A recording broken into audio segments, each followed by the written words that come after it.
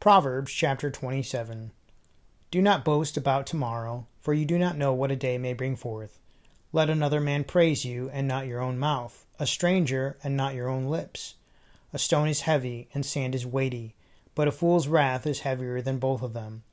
Wrath is cruel, and anger a torrent, but who is able to stand before jealousy? Open rebuke is better than love carefully concealed. Faithful are the wounds of a friend, but the kisses of an enemy are deceitful. A satisfied soul loathes the honeycomb, but to a hungry soul every bitter thing is sweet. Like a bird that wanders from its nest is a man who wanders from his place. Ointment and perfume delight the heart, and the sweetness of a man's friend gives delight by hearty counsel. Do not forsake your own friend or your father's friend, nor go to your brother's house in the day of your calamity. Better is a neighbor nearby than a brother far away. My son, be wise, and make my heart glad, that I may answer him who reproaches me. A prudent man foresees evil and hides himself. The simple pass on and are punished. Take the garment of him who is surety for a stranger, and hold it in pledge when he is surety for a seductress. He who blesses his friend with a loud voice rising early in the morning, it will be counted a curse to him. A continual dripping on a very rainy day and a contentious woman are alike.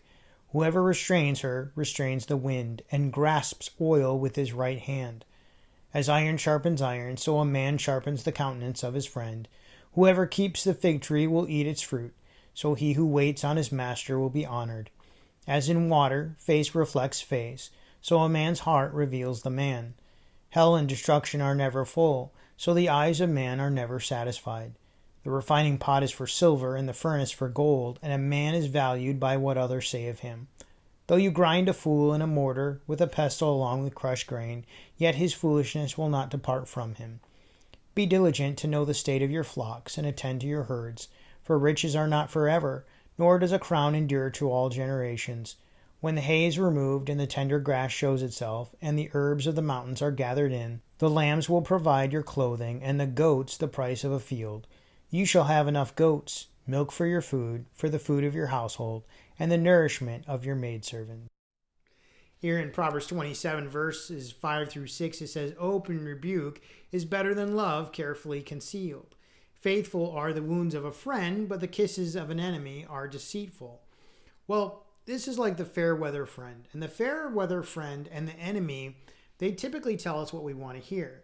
They might give us information that kind of pads our ego a bit and helps us to basically look at them more as friends or as maybe close friends, when in actuality, they're far from it. You know, this makes me think a little bit of the prodigal son from Luke chapter 15. If you remember the story from Luke chapter 15, the prodigal son, he goes to his father and asks for the inheritance that he's supposed to get later in life. He asks for it early.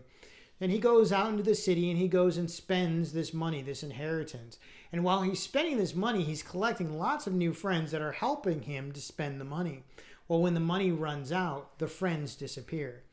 We'll also hear the kisses of the enemy remind me of Judas and how he identified Jesus in the garden. If you remember, he went and he kissed Jesus to identify him. And even though the kiss is a universal symbol for love, he used it instead as a way of deceit and destruction. He betrayed Jesus with that kiss. Well, the faithful friend, he shares the burden of truth with his true friend, regardless of where it leads. And sometimes when our friends tell us the truth, it's something that we don't want to hear and something that we don't want to consider.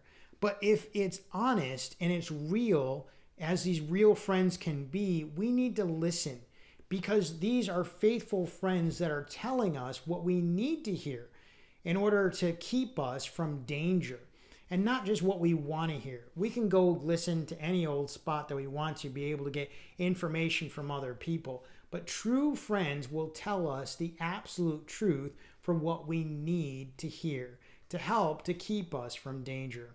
Well, I hope that you've enjoyed today from Proverbs chapter 27. I hope you'll come back tomorrow to hear Proverbs chapter 28.